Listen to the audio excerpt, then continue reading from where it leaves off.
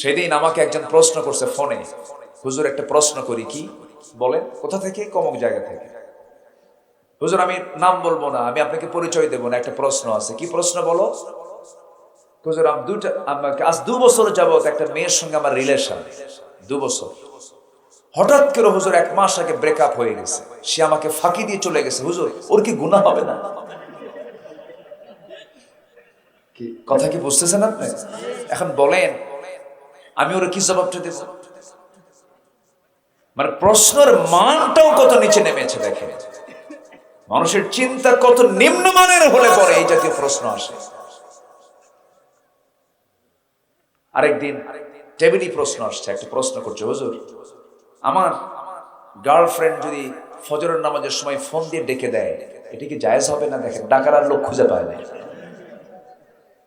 কোথায় যাবে না। যুবকরা, তোমাদের জন্য কিছু মেসেজ আমি দেব ইনশাআল্লাহ। কারণ একটা জাতি গড়ার জন্য বুড়া মানুষ দরকার না যুবকরা দরকার? কারা দরকার বলেন? যুবক দরকার। এই দেশের যুবক সমাজকে ধ্বংস করার জন্য যুবকদের হাতে এক শ্রেণীর নেতৃস্থানীয় ব্যক্তিবর্গ যুবকদের হাতে নারী তুলে দিয়েছে আর নেশা তুলে দিয়েছে। যে নেতা তোমার হাতে মদের বোতল তুলে দেয় আর জেনা করার জন্য নারী তুলে দেয়, ওই সমস্ত নেতৃত্বের মুখে আমরা জুতা মারি, থুতু মারি। রাজি আছেন কারা কারা? হাত উঁচু করে দেখেন মুসলমান। আচ্ছা, রাজার দাম বেশি না রানীর দাম বেশি? কম বলেন। চেয়ারম্যানের দাম, চেয়ারম্যান বড় না চেয়ারম্যানের বউ বড়? ভালো করে কর। দেখছেন আর কিছু কয় বউ বড়, ঠিকই আছে। বউ তো কোনো অংশে কম না, বউ তো কম না, বউ বিশাল বড় পদ। মিসেস ফেরাউন এটা কম বড় পদ নয়। কিন্তু এখানে যারা বসে আছেন, যাদের বউ আছে, আমি তাদের কি প্রশ্ন করছি, বউয়ের কথা কি শুনতে হয় না? আস্তে কয়, শুনতে হয় না? বউয়ের কথা শোনে না এমন কোন লোক আছে? এমন কোন লোক নাই। না শুনলে তো সংসারই হবে না। আমিও শুনি এবং শুনেছেন মুহাম্মদ সাল্লাল্লাহু। শুনতে হবে বউয়ের কথা, কিন্তু ওয়াকামের কথা না, ভালো ভালো কিছু শুনতে হবে। এক রাজা প্রজাদের মাঝে ঘোষণা করছে, যে প্রজা সবচেয়ে বড়, যে প্রজা বইয়ের কথা শোনে, যে প্রজা বইয়ের কথা শোনে তাদেরকে একটা করে ডিম দেওয়া হবে, আর যে প্রজা বইয়ের কথা শোনে না তাকে একটা করে ঘোড়া দেওয়া হবে। এই প্রস্তাব দিয়ে, আচ্ছা, এই প্রস্তাব দিয়ে দেশবাসীর কাছে রাজা ফরমান জারি করছে। সারাদিন বইয়ের কথা শোনে না এমন কোন লোক খুঁজেই পাওয়া যাচ্ছে না, শুধু বইয়ের কথাই শোনে এমন লোকগুলি আসতেছে। ওদেরকে একটা করে ডিম দিয়ে বিদায় করা হচ্ছে।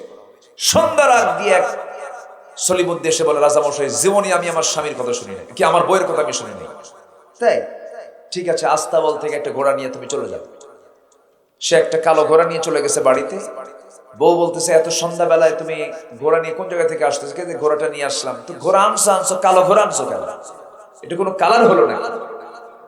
যাও ঘোড়া পাল্টায় লাল ঘোড়া নিয়ে আসো। আচ্ছা ঠিক আছে। রাজার দরবারে গিয়ে বলতেছে, রাজা মশাই ঘোড়া তো কালো হয়েছে, লাল হলে ভালো হয়। তুই আগে চিন্তা করিস নাই? চিন্তা করছিলাম, কিন্তু এরকম চিন্তা করি নাই। কিন্তু তোর এই বুদ্ধি দিল কে? বউ আমার শিখায় দিল।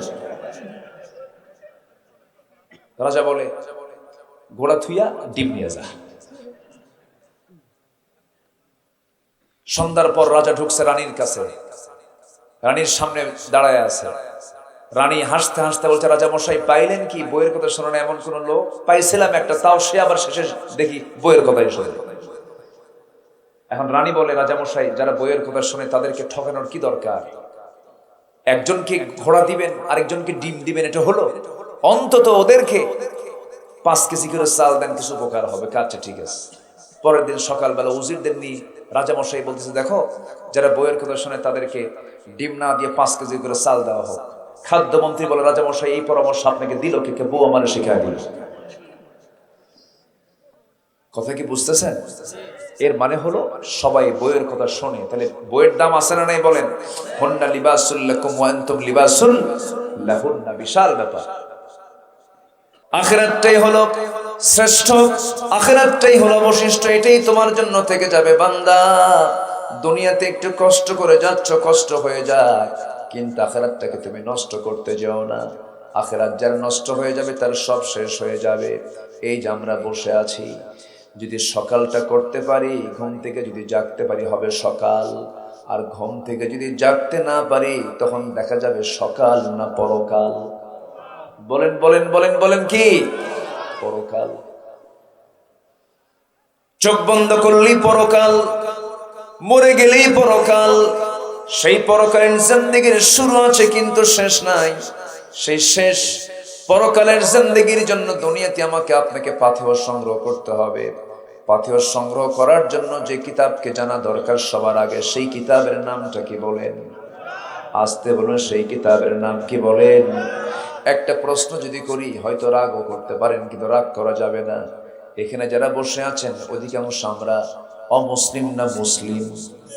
বলেন, অমুসলিম না মুসলিম? এখানে কি অন্য ধর্মের লোক আছে? মনে হয় নাই। তবে হ্যাঁ, মুসলিম নামধারী কিছু বদমাইশও আছে। আসতে বলবেন না, আছে না নাই? আচ্ছা। যেরকম কাদিয়ানি একটা গ্রুপ আছে, কাদিয়ানি। তারা আমার নবীর পরে আরেকজন ব্যক্তিকে নবী হিসাবে মানে। ঈমান কি আছে? আসতে বলবেন না, আছে? গুরুত্বপূর্ণ একটা বিষয়।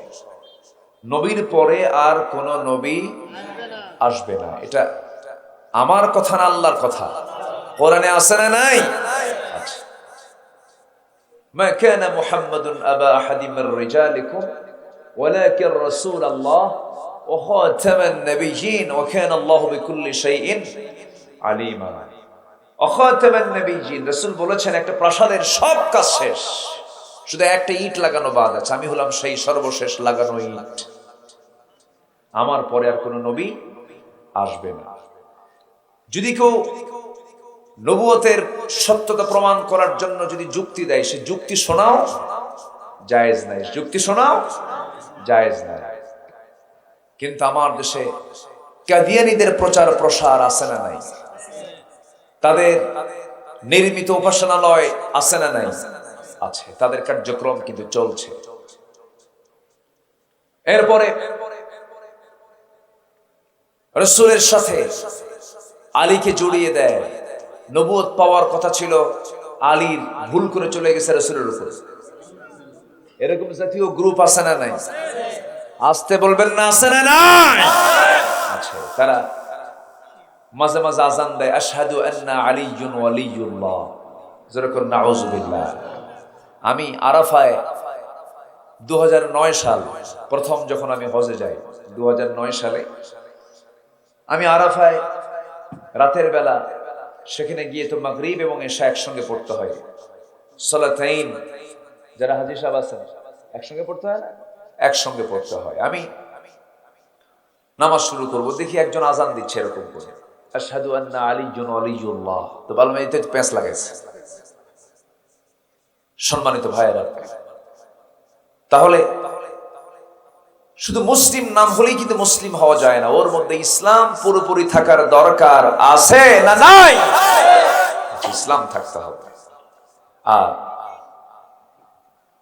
জান্নাত পেতে হলে জানা থাকতে হবে না অজানা থাকতে হবে? বলেন, অজানা না জানা? মুসলিম আমল জেনে শুনে আমল করার জাতির নাম। মুসলমান কখনো মূর্খ থাকতে পারে না, মূর্খ কখনো জান্নাত পাবে না। আমার কথাটা খুব শক্ত হয়ে গেল মনে হয়। মূর্খ মানে আমি বলছি না যে আপনি কামেল পাস করেন, আপনি মাস্টার্স ডিগ্রি নেন, আপনি দাওরায়ে হাদিস কমপ্লিট করেন, এটা আমি বলছি না। কোন সার্টিফিকেট আপনার লাগবে না, শুধু দরকার হলো কোনটা হালাল আর কোনটা হারাম, এতটুকু ন্যূনতম জ্ঞান অর্জন করার দরকার সব মুসলিমের আছে না নাই? অন্তত এই জ্ঞান থাকা দরকার কোন আলেম হক কথা বলে আর কোন আলেম বেদাতি কথা বলে, এটা জানার দরকার আছে না নাই? কষ্ট পাচ্ছেন নাকি আপনারা? মাছ কিনতে গেলে কোনটা টাটকা মাছ আর কোনটা বাসি মাছ, পচা মাছ, এটা কিন্তু ঠিকই চিনি আমরা, চিনি না? চিনি। যদি আমি প্রশ্ন করি এই জায়গায় যারা মুসলমান বসে আছেন, কোরআনটাকে সহি করে পড়তে পারেন, এই সংখ্যার হাত কি বেশি উঠবে নাকি? বেশি কিন্তু উঠবে না। কোরআনটাকে সহি করে পড়তে পারেন কজন ভাই? হাত তো বেশি উঠবে না, হয়তো খুব কম সংখ্যক হাত ওঠা দেখা যাবে। এই সমস্যা শুধু এই এলাকার সমস্যা নয়, এই এলাকার সমস্যা শুধু এটা নয়, এটা হলো আঞ্চলিক সমস্যা নয়, এটা হলো জাতীয় সমস্যা। কি সমস্যা বলেন? জাতীয় সমস্যা। এই মালয়েশিয়াতে কয়েক মাস আগে আমার সফর ছিল, মালয়েশিয়া গিয়েছিলাম। সেখানকার এমন কোন মুসলিম নাগরিক নাই যে নাগরিক শুধু নামাজ পড়বে না, নামাজ পড়াতে পারবে, ইমামতি করার যোগ্যতা রাখে। কেন জানেন? তাদের শিক্ষা সিলেবাসে সবার আগে কোরআন শিক্ষা বাধ্যতামূলক। কোরআন শিক্ষাটা বাধ্যতামূলক করা হয়েছে। কিন্তু আমার দেশের শিক্ষা ব্যবস্থায় আগে যে সমস্ত কবিতাগুলো ছিল, গোলাম মোস্তফার কবিতা ছিল, কবি নজরুলের কবিতা ছিল, সেই কবি নজরুলের, গোলাম মোস্তফার কবিতার জায়গায় ঢুকাই দিছে লাল গুরু। কি গুরু ঢুকাইছে? লাল গুরু ঢুকাইছে। যতটুকু ইসলাম ছিল তাও রাখতে দেয় না। সমাজের মধ্যে ঘাপটি মারা কিছু নাস্তিকের বাচ্চা আছে না? নয় আছে, এরা চায় এই জাতিকে ইসলাম থেকে দূরে রাখতে। শিক্ষা জাতির মেরুদণ্ড। শিক্ষা জাতির কি? আমরা পড়ি নাই? শিক্ষা জাতির মেরুদণ্ড। কোন শিক্ষা? সুশিক্ষা না কুশিক্ষা? সুশিক্ষা শ্রেষ্ঠ শিক্ষা কিসের শিক্ষা? কোরআনের শিক্ষা। ইসলাম কোথাও বলেনি মেডিকেল সায়েন্স ইসলাম নয়। কোরআন কোথাও বলেনি ইঞ্জিনিয়ারিং এবং টেকনোলজি এই শিক্ষাগুলো ইসলাম নয়। ইসলামের বাইরে কোনো শিক্ষা নাই। মেডিকেল ইসলাম, সায়েন্স ইসলাম, টেকনোলজি ইসলাম, সব ইসলাম, সবই ইসলাম। ইসলামী শিক্ষা আর সাধারণ শিক্ষা বলতে এগুলো ভুয়া কথা, এগুলো বানানো কথা। সব ইসলাম। যেটা শিক্ষা নয় সেটা কোনো, যে শিক্ষার সাথে মানবতার কল্যাণ নাই সেটা কোনো শিক্ষাই নয়। ঠিক কিনা বলেন? যারা মেডিকেলে পড়ে তারা কি ইসলামের বাইরে? ইসলামের বাইরে শিক্ষা। সম্মানিত ভাইরা, কিন্তু আজকে ভুল তথ্যগুলো আমাদেরকে দেওয়া হচ্ছে। একজন চিকিৎসক যদি ভালো চিকিৎসা সেবা দেন, ভালো ঈমান নিয়ে মারা যান, সেবার মতো বড় কাজ পৃথিবীতে নেই, সে জান্নাতি। জোরে বলি সুবহানাল্লাহ। আরো জোরে বলি সুবহানাল্লাহ। আমার বন্ধুগণ, আমার ভাইয়েরা, যদি এখানে বলি যারা বসে আছেন সবাই তো মুসলমান, তাহলে কোরআন সহি করে পড়তে পারি হাতটা কম উঠবে। যদি বলি নামাজি বেশি না বেনামাজি বেশি? বলেন বলেন বলেন বলেন। বেনামাজি বেশি। তাহলে আমরা মুসলমান কোরআন সহি করে পড়তে পারি না, আবার আমরা মুসলমান নামাজ বেশি বেশি সংখ্যক লোক নামাজ পড়ি না। যদি আমরা বলি এখানে আর একটা প্রশ্ন করব, দাড়িওয়ালা লোক বেশি না দাড়ি ছাড়া লোক বেশি? বলেন বলেন। কিন্তু উম্মতে মুহাম্মাদি, আমরা নবীর উম্মত, যে নবীর উম্মত তার মুখে মনে হয় দাড়ি ছিল না। আস্তে কনকন ছিল কিনা বলেন? আপনাকে কোন চেতনা আপনাকে বাধা দিল আপনি দাড়ি রাখেন না?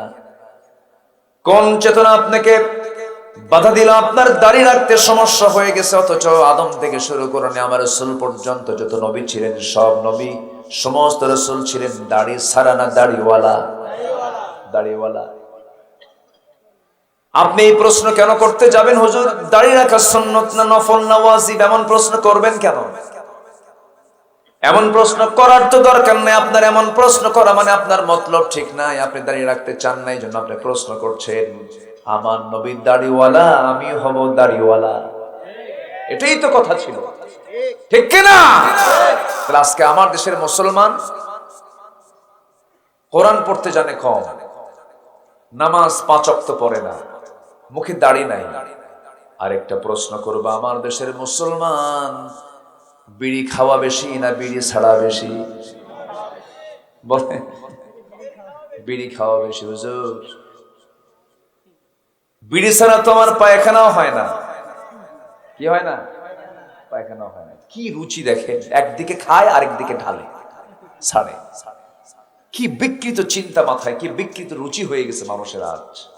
আবার প্রশ্ন করে, ওদের বিড়ি খাওয়া কি জায়েজ আছে? মানে উনি জায়েজের চেষ্টায় আছে। আমার কথায় কি বেজার হচ্ছেন? আমাদের দায়িত্ব কি জানেন? আমাদের দায়িত্ব হলো, যেরকম আপনার অসুখ হলে আপনি ডাক্তারের শরণাপন্ন হন, ডাক্তার আপনার কি কি রোগ হয়েছে আগে ডায়াগনস্টিক সেন্টারে নিয়ে ডায়াগনোসিস করে আপনার রোগগুলো বের করে। তো আমরা যখন মঞ্চে উঠি তখন আমরা দেখি সমাজের কি কি রোগগুলো আছে, সেই রোগগুলো আমাদের আগে বের করতে হয়। রাগ করতেছেন নাকি আপনারা? বিড়ি খাওয়া যাবে? আসতে বলে, বিড়ি খাওয়া যাবে? আচ্ছা, এরপরে বেনামাজি থাকা যাবে না। দাড়ি ছাড়া থাকা যাবে না। তাহলে এগুলো যে আমাদের নাই, এগুলো কি আমরা আনবো না ইনশাআল্লাহ? আসতে বলে, আর একটু জোরে বলেন, আর একটু জোরে বলেন। কষ্ট হচ্ছে না তো আপনাদের? আমার বন্ধুগণ, তাহলে মুসলমানিত্ব টিকে রাখার জন্য খ্রিস্টানের ছেলে খ্রিস্টান হতে পারে, বৌদ্ধের ছেলে বৌদ্ধ হতে পারে, ব্রাহ্মণের ছেলে ব্রাহ্মণ হতে পারে, কিন্তু ইমামের ছেলে ইমাম হতে পারে না যদি তার ইমামতির যোগ্যতা না থাকে। মুসলমানের সন্তান মুসলমান হতে পারে না যদি তার মধ্যে ইসলাম না থাকে। ইসলাম আছে সে মুসলিম, ইসলাম নাই সে মুসলিম হতে পারে না, হতে পারে না। আমার ভাইয়েরা, আজকে মুসলমান কোরআন জানে না, ইসলাম জানে না, দিন জানে না, অথচ জান্নাত পাওয়ার জন্য আল্লাহ রাব্বুল আলামিন বলছেন, বান্দা সর্বনিম্ন যে জান্নাত তোকে আমি দেব, একটা দুইটা নয় 10টা পৃথিবীর মতো সমান একটা জান্নাত আমি তোকে দিয়ে দেব। কয়টা পৃথিবী বলেন? 10টা পৃথিবী। কয়জনের জন্য বলেন? একজনের জন্য 10টা পৃথিবীর মতো একটা জান্নাত। মনে হয় ছোটখাটো জান্নাত মনে হচ্ছে নাকি? ছোটখাটো জান্নাত মনে হয়? আমেরিকা যেতে পারলে স্বপ্নের দেশ মনে করে, ইউরোপ যেতে পারলে পরে মনে করে বিশাল স্বপ্নের দেশে চলে এসেছি। না না, কিছুই না। সবচেয়ে বড় প্রাপ্তি হলো যে বান্দা জান্নাতটা হাসিল করতে পেরেছে, কিন্তু সেই জান্নাত পাওয়ার জন্য যোগ্যতার দরকার আছে না নাই? আসতে বলবেন না, আছে না নাই? আছে।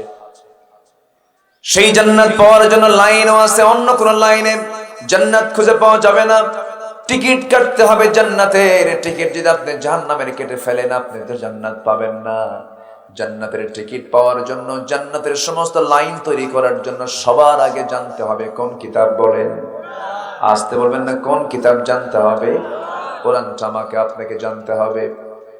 আল্লাহ রাব্বুল আলামিন সব কিছুর মধ্যে বলে দিয়েছেন, এমন কোন তথ্য নাই যা বাদ পড়েছে, সব তথ্য কোরআন বলে দিয়েছে। কিয়ামত পর্যন্ত কোরআন তার নতুনত্ব নিয়ে থেকে যাবে। কোরআন কখনো পুরাতন হবে না। পৃথিবীর সবকিছু দেখতে দেখতে পুরাতন হয়ে যায়, কোরআন দিন দিন বান্দার কাছে নতুন হিসেবে বান্দার সামনে উপস্থাপিত হয়। যেরকম সুবহানাল্লাহ। কেমন করে একটু বুঝাইয়া দেই, একটু কান লাগান। এই পৃথিবীর যত বিজ্ঞান যত আবিষ্কার করেছে, সব আবিষ্কারের বহু আগে কোরআন সে তথ্যগুলো বলে দিয়েছে। এই আকাশ এবং জমিন এক সময় ছিল দুইটা এক জায়গায়, মাঝখানে কোনো ফাঁকা ছিল না, মহাশূন্য ছিল না। আল্লাহ রাব্বুল আলামিন বিশাল একটা ধাক্কার মধ্য দিয়ে মাঝখানে মহাশূন্য পয়দা করেছেন। এই তথ্যের নাম হলো, বৈজ্ঞানিক তথ্য, এটার নাম দিয়েছে বিগ ব্যাং থিওরি। এই বিগ ব্যাং থিওরি সম্প্রতি আবিষ্কার করেছে বিজ্ঞানীরা, অথচ আজ থেকে 1000 বছর আগে মহান রব্বুল আলামিন বলছেন, আওয়ালাম ইয়ারাল্লাযীনা কাফারু আন্নাস সামাওয়াতি ওয়াল আরদা কানাতা রাতকান ফাফাতাকনাহুমা وجعلنا من الماء كل شيء حي أفلا يؤمنون। জোরে বলুন আল্লাহু আকবার। কাফেররা কি দেখে না? আমি আল্লাহ রাব্বুল আলামিন এই আকাশ এবং জমিনকে এক জায়গায় রেখেছিলাম, প্রচন্ড ধাক্কার মধ্য দিয়া মহাশূন্যতা মাঝখানে তৈরি করে দিয়েছি। জোরে বলি আল্লাহু আকবার, আরো জোরে বলি আল্লাহু আকবার। বিজ্ঞান প্রমাণ করেছে না, বিজ্ঞান কোরআন থেকে ধার নিয়েছে, কোরআন থেকে ধার নিয়েছে। মাঝখানে আমার কাতার সফর ছিল, কাতারে গিয়েছিলাম। কাতার থেকে গত সেপ্টেম্বরের 20 তারিখ যখন আমি আসতেছিলাম, কাতার দোহা টু ঢাকা যখন আসতেছিলাম, বিমান শূন্যে চড়ছে, হাজার হাজার ফিট উঁচুতে, নিচে বিশাল বড় মেঘমালার স্তর লক্ষ্য করছি। দিনের বেলা, ঠিক দুপুর বেলা, সূর্যের কিরণ, আমি উইন্ডো সাইডে বসা ছিলাম, জানালার পাশে বসা ছিলাম, দেখতেছি বিশাল একটা মেঘমালার স্তর। এই মেঘমালার স্তর দেখে মনে মনে ভাবলাম, আল্লাহ, এই মেঘমালা গুলোকে তুমি কেমন করে ঝুলায় রেখেছো? এর কি কোনো ওজন আছে নাকি? চিন্তা করতে করতে ভাবলাম, দেখি বিজ্ঞান কি বলে, সৌরজগতের যারা তথ্যবিদ তারা কি বলে। সৌরবিদরা বলতেছে মুলনাম্বাস নামে কিছু মেঘমালা আছে যার ওজন হলো 200 টন। আবার কিছু মেঘমালা আছে যেগুলো মেঘমালার ওজন হলো 10 লক্ষ টন। ঝুলায় রেখেছেন কে? যদি আল্লাহ ঝুলায় না রেখে যদি একটু ছেড়ে দিতেন, আমার আপনার বাড়ির অবস্থা কি হতো বলেন? সব শেষ হয়ে যেত। আল্লাহ রাব্বুল আলামিন, এবার আমি চিন্তা করলাম, আল্লাহ, তোমার কালামে তুমি কোথায় কি বলেছো বলো তো দেখি।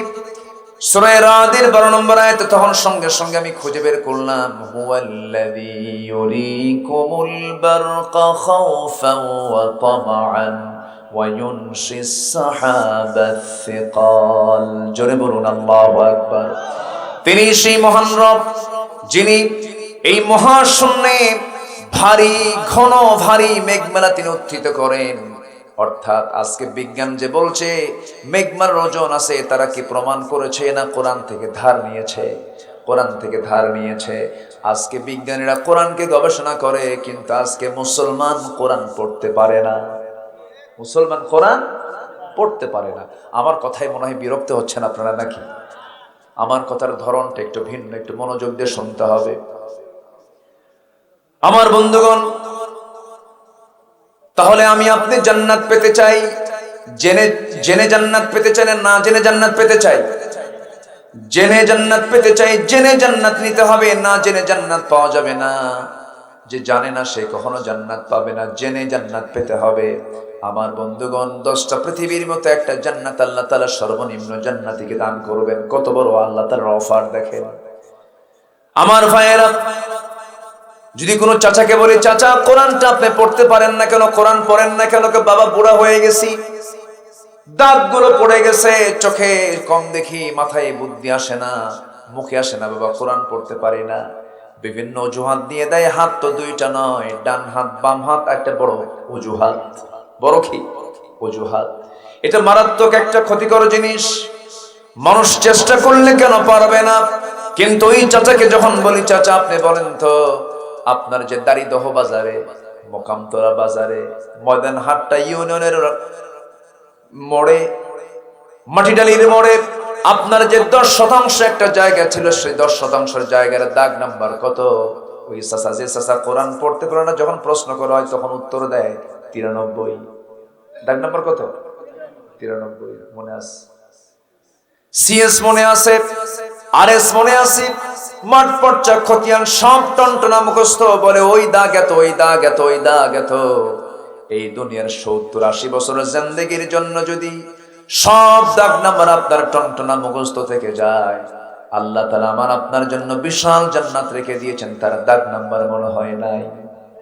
আসতে বলবেন না, তার দাগ নাম্বার আছে না নাই? বলেন। আচ্ছা, সেই দাগ নাম্বার গুলো খুঁজে বের করতে হবে কোন কালাম থেকে?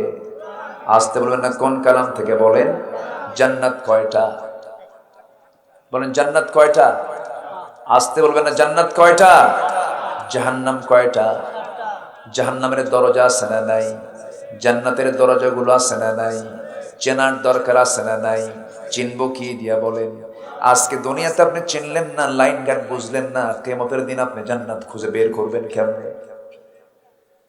কেমনে জান্নাত খুঁজে বের করবেন?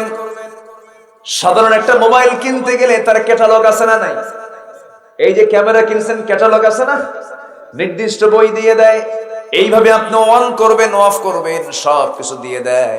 আল্লাহ বলছেন, বান্দার আমি জান্নাত থেকে তোকে দুনিয়াতে পাঠিয়ে দিলাম, আমি তোর জন্য একটা গাইডলাইন দিয়ে দিলাম, বান্দা এটাকে ফলো করবি, এটাতে আমি মানচিত্র দিয়েছি, এটার মধ্যে আমি সব কিছু বলে দিয়েছি, এটা এই দিকে যাবি, জান্নাতটা ওই দিক দিয়ে, ওই দিক দিয়ে, ওই দিক দিয়ে, ওই দিক জান্নাত, আবার জাহান্নামটা হলো ওই দিক দিয়ে, ওই দিক দিয়ে, ওই দিক দিয়ে হলো জাহান্নাম। বান্দা তুই দেখে নে, আল্লাহ বলছেন 1 নম্বর জান্নাত কোথায় দেখ, আমি তোকে শেখায় দিচ্ছি। যারা পারেন ঠোঁট মিলিয়ে বলুন। সূরা কাফের শেষ দিকে আল্লাহ রাব্বুল আলামিন বলেন, যারা পারেন বলেন, ইন্নাল্লাযীনা আমানু ওয়া আমিলুস সালিহাতি কানাত লাহুম জান্নাতুল ফিরদাউসি নুজুলা খালিদিনা ফিহা লা ইয়াবগুনা আনহা হিওয়ালা। জোরে বলি আল্লাহু আকবার। আল্লাহ কি সুন্দর অফার দিচ্ছেন, কিন্তু অফার লোফা নিয়েছেন যারা যুগে যুগে ভালো মানুষ ছিলেন, তাদের কথা কোরআনে আছে না নাই? যেরকম ভালো মানুষদের কাতারে একজন নারীর নাম আল্লাহ রাব্বুল আলামিন তুলে ধরেছেন। তার কিতাব ছিল তাওরাত, তার নবী ছিলেন মূসা, অথচ তার নাম কোরআনে আছে না নাই? কেন তুলে দিয়েছেন? কারণ তিনি হচ্ছেন মডেল। তিনি কি বলেন? মডেল, আমাদের জন্য মডেল। এত সুন্দর করে তিনি আল্লাহকে কাছে টেনে নিয়েছেন, জান্নাতকে কাছে টেনে নিয়েছেন। আসিয়ার মৃত্যু হয়েছে কার হাতে? আস্তে কয়, কার হাতে বলেন? ফেরাউন কোন কেন? স্বামীর হাতে। কার হাতে বলেন? স্বামীর হাতে। মায়েরা কি মাহফিল আছে? মায়েরা আছে মাহফিলে? মায়েরা আছে কি? মায়েরা আছে? বলি আলহামদুলিল্লাহ। যারা উপস্থিত মায়েরা আছেন একটু কান লাগান। অনেক মহিলা আছে বলেন, হুজুর আমার স্বামী ভালো না। আমি তাদেরকে বলবো, আমার মা, আপনি যে বলছেন আপনার স্বামী ভালো না, আপনার স্বামী কি ফেরাউনের চাই খারাপ নাকি? ফেরাউন তো ভয়ঙ্কর ছিল, ফেরাউন তো ডেঞ্জারাস ছিল। আসিয়া আলাইহিস সালাতু ওয়াস সালাম কালিমা যখন গ্রহণ করলেন, ফেরাউনের কানে যখন সংবাদটা চলে গেছে, ফেরাউন বলছে, আসিয়া শুনতে পেলাম তুমি নাকি কালেমা পড়ে মুসলমান হয়েছো। আসিয়া বলছেন, আপনি শুনবেন কেন? আপনি দেখেন, আশহাদু আল্লা ইলাহা ইল্লাল্লাহ। বুকে কোনো ভয় আছে নাকি? আসতে বলবেন না, আছে নাকি? আসিয়া আলাইহিস সালাতু ওয়াস সালামের মৃত্যু হলো কার হাতে বলেন তো? স্বামীর হাতে। কেন? স্বামী স্ত্রী গন্ডগোল লাগছিল দুনিয়া নিয়ে? কি নিয়ে গন্ডগোল লাগছে বলেন? ঈমান নিয়ে। বলেন কি নিয়ে? বলেন কি নিয়ে? কি নিয়ে? কি নিয়ে? ঈমান। আজকের কি স্বামী বউদের মধ্যে কি ঈমান নিয়ে গন্ডগোল লাগে? কি নিয়ে গন্ডগোল লাগে? হ্যাঁ, তুমি কি আমার বিয়ের বর্ণনার টাকা দিছো? বিয়ে তো করছো ফাঁকি কইরা, ফাঁকি দিয়ে বিয়ে করছো, বর্ণনার টাকা দিছো? তুমি জীবনে দিছো কি? তুমি আমারে কও, এ তো কচু দিছো তুমি। এই নিয়ে তো গন্ডগোল। হ্যাঁ, এই দেখেন, শুধু আমি কি ওয়াজ পারি? আমার মতো মেয়ে দেখে তোমার সঙ্গে আমার সংসার হচ্ছে, এরকম খোটা মারা মহিলা তো শিবগঞ্জে কোথাও খুঁজে পাওয়া যাবে না। আছে না নাই?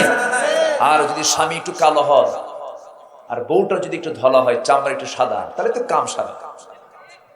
মাঝে মাঝে বলবে, তুমি কি তোমার চেহারা দেখছো? আয়নার দিকে দেখো তো, তোমার সঙ্গে যে আমার বিয়ে হয়েছে তোমার 14 গোষ্ঠীর কপাল। আছে না নাই? আচ্ছা, এগুলো করা যাবে না। আবার পুরুষদেরকে বলবো, যে বউটা একটু কালো হয়েছে, কালো বউ বিয়ে হয়েছে, তকদিরে ছিল, আছে। সাদা করেন কে? কালো করেন কে? লম্বা করেন কে? খাটো করেন কে? চিকন করেন কে? মোটা করেন কে? দোষ কার? আল্লাহ। আল্লাহর দোষ, মানুষেরও না। ফয়সালা কার? আসতে বলবেন না, ফয়সালা কার? আল্লাহ পাকের। এগুলো নিয়ে কথা বলতে নেই। বউটি একটু কালো হয়েছে, বিয়ে শাদী করার 3 দিন পর কান্দে। এই কান্দিস কেন? কি হয়েছে? নতুন বউ বিয়ে করে আনছিস, কান্দিস কেন? কাঁদতে কাঁদতে বলে, সুমনের বউটা কত সুন্দর, আমার বউটা কালো। দেখছেন, নজর গেছে সুমনের বই। অন্যের বইয়ের দিকে নজর দিলে কি নিজের বউ কখনো সুন্দর হবে? আসতে বলেন, সুন্দর হবে। তোমার চোখকে তুমি নিয়ন্ত্রণ করো। তুমি পৃথিবীর কোন নারীর দিকে তাকাও না, শুধু স্ত্রীর দিকে তাকাও। তোমার কাছে মনে হবে তোমার স্ত্রী হচ্ছে পৃথিবীর সবচেয়ে সুন্দরী নারী। এই চিকিৎসায় চলো, তাহলে তোমার সব রোগ ঠিক হয়ে যাবে। এই ট্রিটমেন্ট নাও। তাকাতে হবে অন্যের বউ না নিজের বউ? আসতে কয়, অন্যের বউ না নিজের বউ? নিজের বউর দিকে তাকাতে হবে। একজন প্রশ্ন করছে, যার বউ নাই, আমি শুনি তো, কথা শুনতেছি তো, যার বউ না সে কোন দিকে তাকাবে, তাই না? কি জটিল প্রশ্ন দেখে। আসিয়া আলাইহিস সালাতু ওয়াস সালাম যখন তিনি কালিমা গ্রহণ করলেন, ফিরআউন বলল, আসিয়া তুমি এটা সত্যি তুমি কালিমা গ্রহণ করেছো নাকি, মানে এনেছো নাকি? আসিয়া বলছেন, আপনি আমাকে প্রশ্ন করেন কেন, আপনি শোনেন, আশহাদু আল্লা ইলাহা ইল্লাল্লাহ।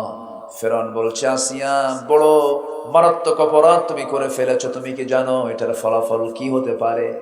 আসিয়া বলছেন, স্বামী আমার, আমি আপনাকেও দাওয়াত দিচ্ছি, আসুন না আমরা দুজন মিলেই জান্নাতে থাকি। সুবহানাল্লাহ বলবেন। দুনিয়াতে আপনি আমার স্বামী, জান্নাতে আপনি আমার স্বামী থেকে যাবেন, আপনি কালিমা পড়ে মুসলমান হয়ে যান। ফিরআউন বলছে, আসিয়া তুমি আমাকে যে প্রস্তাব দিচ্ছ সেই প্রস্তাব মানলে পরে আমার চেয়ার থাকবে না, আমার নেতৃত্ব থাকবে না, আমার কর্তৃত্ব থাকবে না, এই মিশর সাম্রাজ্যের সবকিছু আমি হারিয়ে ফেলবো। না না, তুমি আমাকে এমন প্রস্তাব দিও না, তুমি কালিমা ছেড়ে দাও। আসিয়া বলছেন, আমার স্বামী গো, ঈমানকে রক্ষার জন্য আমি হাসতে হাসতে মরে যাব, হাসতে হাসতে মৃত্যুর দুয়ারে পৌঁছে যাব, কিন্তু ঈমানের পথ থেকে আমি আসিয়া এক চুল পরিমাণ নড়ব না। জোরে বলে সুবহানাল্লাহ। আসিয়া আলাইহিস সালাতু ওয়াস সালাম শেষ পর্যন্ত কি করলেন? কঠিন চ্যালেঞ্জের মুখোমুখি হয়ে পড়লেন। চোখের সামনে ফিরআউন করলো কি, ফিরআউনের একজন দাসী ছিল, সেই দাসীটাকে ধরে ফেললো, আসিয়ার সামনে ধরে হাতের মধ্যে পেরেক দিল, ডান হাতে বাম হাতে দুই হাতে দুইটা পেরেক দিয়ে গেঁথে দিল, দুই পায়ের তালুতে পেরেক দিয়ে গেঁথে দিল, বেঁধে ফেলে দিয়া তাকে নির্মম ভাবে পাশবিক কায়দায় আসিয়ার সামনে টুকরো টুকরো করে দুনিয়া থেকে বিদায় করে দিল। বলো হলো, আসিয়া একে যেমন করে মানলাম তোমাকে অন্য কায়দায় মেরে ফেলবে, এখনো সময় আছে, তুমি কি করবে বলো? অথচ দেখেন, সে আসিয়া ফার্স্ট লেডি, আর ফেরাউনের পরেই তার স্থান, যশ সম্মান খ্যাতির কোনো সমস্যা দুনিয়ার জীবনে ছিল না, সব তিনি পেয়েছিলেন, কিন্তু সব ছেড়ে তিনি চাইলেন জাহান্নাম না জান্নাত, জাহান্নাম না জান্নাত। জান্নাত চাইতে হলে দুনিয়ার সমস্ত অন্যায় কাজগুলো ছেড়ে দিতে হবে। আসিয়া আলাইহিস সালাতু ওয়াস সালাম শেষ পর্যন্ত করলেন কি? শেষ পর্যন্ত ফিরআউন যখন বলে ফেলল, আসিয়া তোমাকে এই দুনিয়া থেকে বিদায় করে দেব, এখনো সময় আছে, তুমি কি করবে বলো? আসিয়া তিনি হাসতে হাসতে বলছেন, স্বামী আমার, আপনি আমাকে যে হুমকি দেখাচ্ছেন, আপনি আমার প্রতি অত্যাচার যত বাড়াবেন আমার ঈমান তত মজবুত হয়ে যাবে। আসিয়া আলাইহিস সালাতু ওয়াস সালাম সঙ্গে সঙ্গে আল্লাহর কাছে দোয়া করতে থাকলেন। ফিরআউন হামানকে সঙ্গে করে নিয়ে মন্ত্রী পরিষদ বৈঠকে চূড়ান্ত সিদ্ধান্ত পাশ হয়ে গেছে, জল্লাদ দিয়ে তাকে করাত দিয়ে দুই টুকরো করে শহীদ করে দেওয়া হবে। জল্লাদ সামনে হাজির হয়ে গেল। জল্লাদ তার কপালে যখন করাতটা ঠেকে দিয়েছে, শেষবারের মতো ফিরআউন বলছে, আসিয়া একটাবার আমার দিকে তাকায় দেখো, সময় কিন্তু এখনো আছে। আসিয়া বলছেন, স্বামী আমার, আপনি আমাকে যা বলবেন বলেন, কিন্তু এই ব্যাপারে আপনি আমাকে কখনো আপোস করতে পারবেন না, কারণ আমি আমার নাকের মধ্যে এই মুহূর্তে জান্নাতের গন্ধ পেতেছি। কিসের গন্ধ বলেন? জান্নাতের গন্ধ। আসিয়া আলাইহিস সালাতু ওয়াস সালাম শেষ পর্যন্ত করাতটা সামনে দেখে ফেললেন, করাত দিয়ে তার কপালটা চেরা হবে, দুই টুকরা করে দেওয়া হবে। অধিকাংশ তাফসীর এসেছে সেই সময় তিনি অনড় থাকলেন, চোখ দিয়ে টপ টপ করে পানি পড়ছিল, দুটো হাত তিনি উঁচা করলেন। সেই সময় তিনি এক লাইনের একটা দোয়া করেছিলেন, সেই দোয়াটা আল্লাহর কাছে খুব পছন্দ হয়েছে। দোয়াটা হলো আসিয়ার স্থান পেয়েছে কোরআনে সেই দোয়া। জোরে বলেন সুবহানাল্লাহ। কি দোয়াটা করেছেন? সূরা তাহরিম দেখেন, রব্বি বিনিলি ইনদাকা বাইতান ফিল জান্নাহ ওয়া নাজ্জিনি মিন ফিরআউনা ওয়া আমালিহি। আল্লাহ তুমি আমার জন্য বানায়া দাও বাইতান ইনদাকা, তোমার কাছে। তোমার কাছে মানে কার কাছে? আল্লাহর কাছে। এই যে আমার ভাই এখানে বসে আছেন, আমার কাছে আরবিতে হবে ইনদি, আর তোমার কাছে মানে হলো ইনদাকা। এখানে তিনি বলছেন, আল্লাহ তোমার কাছে বাইতান, একটা ঘর আমি চাই। অর্থাৎ তিনি বোঝাচ্ছেন, আল্লাহ তুমি আমার জন্য বানায়া দিবা তোমার কাছে। তোমার কাছে মানে আমার আল্লাহর আরশ আজিমটা এখানে না, অনেক দূরে। আরশ আজিমের ঘরের দরজার সাথে, ঘরের দেওয়ালের সাথে তুমি আমাকে একটা ছোট্ট ঘর দিয়ে দিবা। ইনদাকা বাইতান ফিল জান্নাহ ওয়া নাজ্জিনি মিন ফিরাউন, এবং ফিরাউনের সমস্ত অনিষ্ট থেকে তুমি আল্লাহ আমাকে বাঁচাইয়া দাও। এমন সুন্দর দোয়া পৃথিবীর কেউ করতে পারে নাই, একমাত্র একজন নারী করেছেন, তিনি হচ্ছেন আসিয়া আলাইহিস সালাতু ওয়াস সালাম। তিনি আল্লাহকে কাছে টেনেছেন। আমাদের মূল দায়িত্ব হলো সবচেয়ে কাছে টানবো আমরা কাকে? আসতে বলবেন না কাকে? বউ কাছে না আল্লাহ কাছে? পৃথিবীর সকল লোক কাছে না আল্লাহ কাছে? আল্লাহ বলছেন বউ তোমার পাশে থাকে, আমি তোমার স্কন্দ শিরার চেয়েও নিকটে থেকে যাই। ওয়া নাহনু আকরাবু ইলাইহি মিন হাবলিল ওয়ারিদ, স্কন্দ ঘাড়ের শিরার চেয়েও, স্কন্দ শিরার চেয়েও নিকট আমি তোমার সঙ্গে থেকে যাই। তুমি আমার একমাত্র বান্দা, আমি তোমার একমাত্র বন্ধু, তুমি আমাকে বন্ধু বানিয়ে নাও। ইমানদারদের জীবনে তিনটা বন্ধু স্থায়ী। কয়টা বন্ধু স্থায়ী বলেন? এই তিন বন্ধুর মধ্যে ভাই নাই, এই তিন বোর মধ্যে বউ নাই, স্বামী নাই, দুনিয়ার কোনো সম্পর্ক কেউ নাই। এই তিন বন্ধুর মধ্যে আছে কে কে দেখেন? বলবো বলবো বলবো। আল্লাহ রাব্বুল আলামিন বলেন, ইন্নামা ওয়ালিয়্যুকুমুল্লাহু ওয়া রাসূলুহু والذين آمنوا الذين يقيمون الصلاة ويؤتون الزكاة وهم راكعون। জোরে বলুন আল্লাহু আকবার। তোমাদের বন্ধু হবে তিনজন। এক নাম্বার কে? আরো জোরে বলেন কে? আরো জোরে বলেন কে? আল্লাহ। আসিয়া আলাইহিস সালাতু ওয়াস সালাম আল্লাহকে এক নাম্বার বন্ধু বানালেন। করাত দিয়ে চিরে দুই টুকরো করে শহীদ করে দেওয়া হলো। আসিয়া দুনিয়া থেকে বিদায় নিলেন, আর দুনিয়ার সমস্ত ইমানদার পুরুষ নারীদেরকে জানান দিয়ে দিলেন, ও দুনিয়ার নারীরা পুরুষরা, আল্লাহকে বন্ধু হিসেবে পেতে গেলে হাসি মুখে আল্লাহর পথে এমন ভাবে জীবনটা দিতে হয়। জোরে বলেন সুবহানাল্লাহ। হাসি মুখে জীবন দেওয়ার মতো মানুষ এখনো দুনিয়াতে আছে না নাই? ফিলিস্তিনে যান, ফিলিস্তিনের মুসলমান হাসি মুখে জীবন দিচ্ছে না? হাসি মুখে জীবন দিয়ে দিচ্ছে।